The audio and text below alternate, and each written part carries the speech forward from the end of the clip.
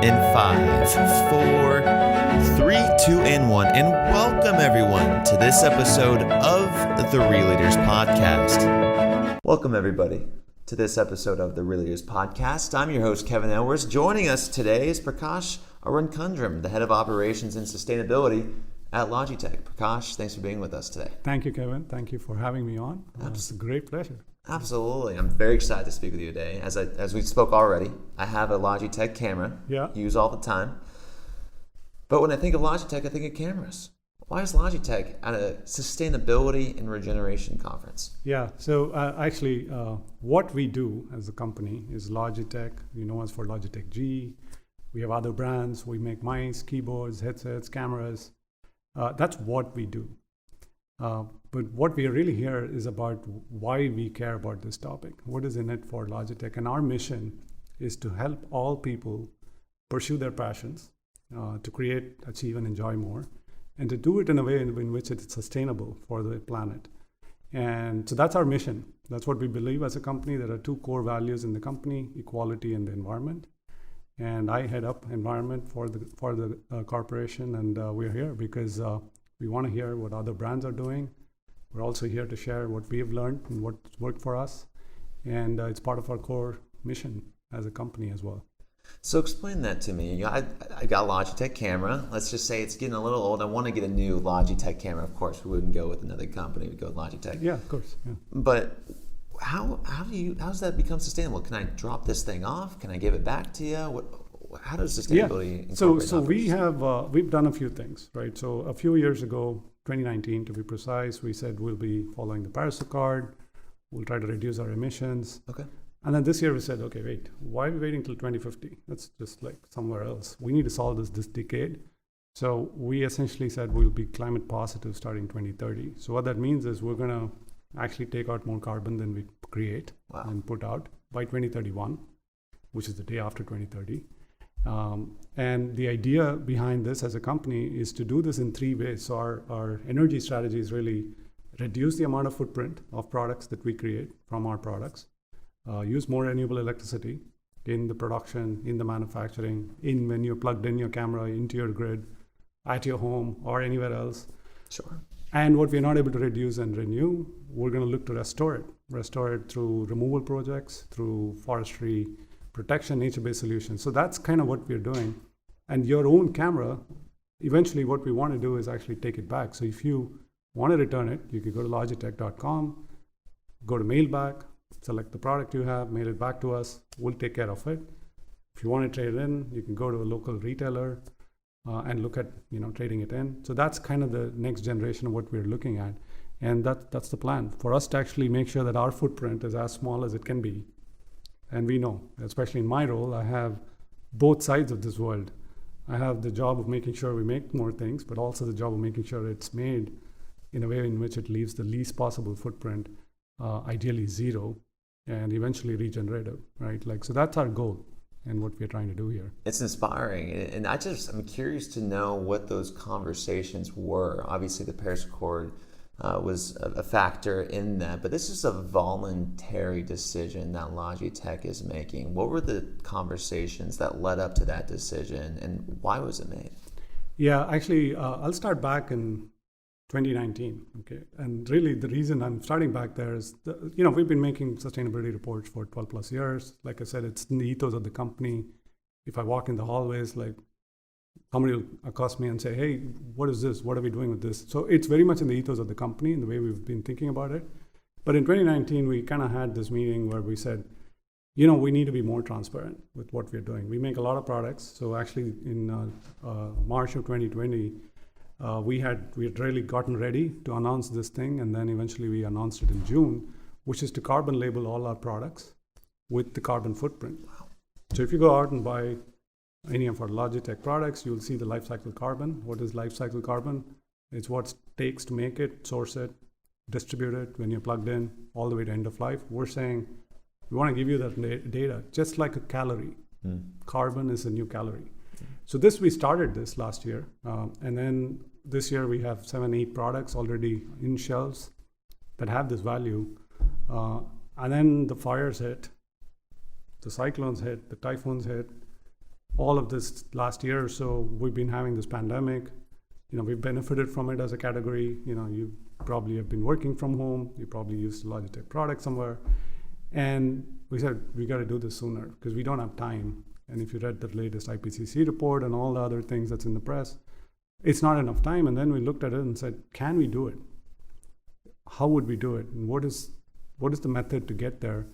And so those were the conversations that actually led to me talking to our CEO and the leadership team. And we were saying, okay, you know what? We do this. It's not, we might miss it by a couple of years here and there. We're not going to set up ourselves to miss it by 2 decades. And if we can do this, where we can make our products carbon neutral today and get to reduced amount of carbon from a production perspective, from a design perspective by 2030, we can get there. It's possible. And we also had a lot of proof points, Kevin, coming through this, right? We started out this effort for using recycled plastics. So when you actually think about plastics, which is some of these things here have plastics in them, we went and said, let's take the waste or electronics waste, get the plastics out of that and put it back in our product. So about 50% of our mice and keyboards and headsets already use recycled plastics. And it's a percentage of them. If it's a black plastic, it's super easy to do. If it's white, it's a little harder. We've figured out all these engineering things. So we've really spent a lot of time thinking about this, and then we said, you know what, we should do this. We should really try to take this leap. And surprisingly, when I started having these discussions with our team and stakeholders, everyone, they were like, okay, let's figure out how. It was not if. It was never an if question. So that's what really happened. Let's look at that then, because you're in operations, which I think are really going to be the key in this thing, because there's a lot of greenwashing going on, and I love speaking to the operating people, because where does it fall in there? Does it fall into the marketing arm or the operations arm? Clearly, you're knowledgeable in this space. Clearly, you believe in what you're doing. Where does it show up on the P&L? Net operating income. Everyone's looking at that. Yeah. EBITDA. Where does it show up on that statement? Yeah. The first time I actually started talking about sustainability externally was not at a conference, Sustainable Brands Conference, was not at another event. It was with my investors in our investor day. Nice. Because this is not, as an operations guy, I can tell you, the same project that you need some money for, sustainability project, research, innovation, the same thing goes through the same pipe that I'm trying to make a product, right? And so in some ways, I get to decide where to fund it. So that's a really cool place to be. But it's also a really clever place to be, and also a little bit of a tension in the system, because you need to figure out how you're going to keep the margin structure the same. Like you said, how do I make sure the EBITDA is okay? All of those tensions come to play. We've not had to have that challenge actually thrown at us yet. And I'll give you a very simple example to break it down, because I'm an operations guy and a sustainability guy. What would you do to make a product more sustainable? Let's start with packaging. Everybody has packaging. Every product you buy has packaging. So what would you do? You'd make the packaging smaller. You'd have it have less air in it, like you'd ship actually less waste. You try to make it brown box, because you don't want colorful boxes, because that takes more ink. It's more sustainable. What else will you do? You'll take out some of the pieces of random plastics inside of it. Each of those 4 things I just said actually saves cost for us. Smaller box, cost less. Less air, shipping cost is less. Less colorful artwork. And we do some colorful artwork. And when we do it with soy ink, actually. And soy ink is actually the same cost as an old additive, which is based on petroleum. And if you look through each one of these, it's the initial seed cost, which is the idea cost, I'd say, to get going. Once you have that, you kind of have the supply demand work itself out, and eventually you get to this place where we don't actually have to tell you, hey, do you want this green product, or do you want this regular product? We just want to give you a product that is all sustainable. We're not differentiating between this is a green one and this is just another product, because that's kind of where we don't want to go, right? And it's not something that is not true to our values, because when we make a product, we want to actually make it all sustainable. And so that's kind of how we've approached it. Within that, there's a lot of data. And I'm also the guy who's looking at the factory and saying, where's the energy use? How much energy is it using? And if you imagine reducing the energy use, it's going to be better from an environment perspective. If you imagine making it less wasteful because you have better yield in the product, it's going to be better for the environment, and it's going to be better for cost. So there's so many things that actually line up. There are some seed costs. Somebody has to fund it initially and make that leap.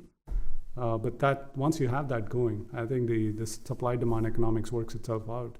And the best example is scrap metal.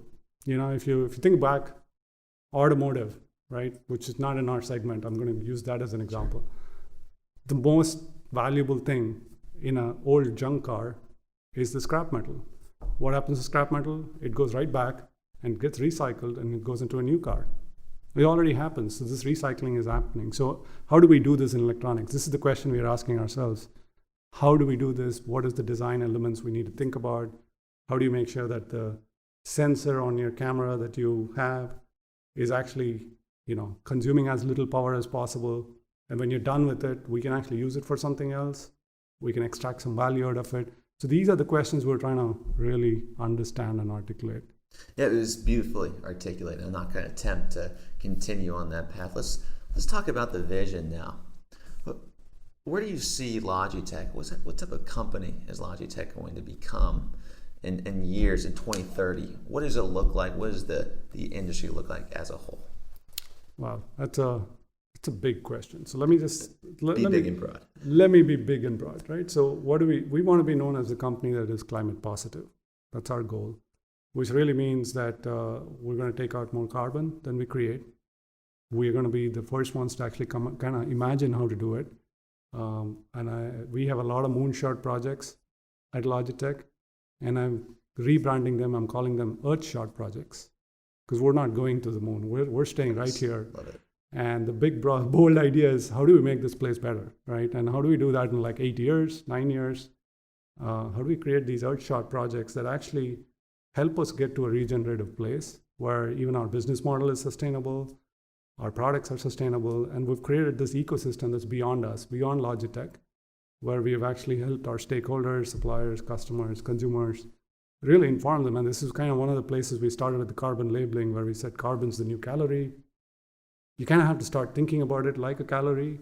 And if we are in that business of informing people what your calorie should be, by 2030, people should have it in their vernacular. They should know what calories they're consuming, or rather carbon footprint they're consuming. Prakash, can we become carbon positive as a society by 2030?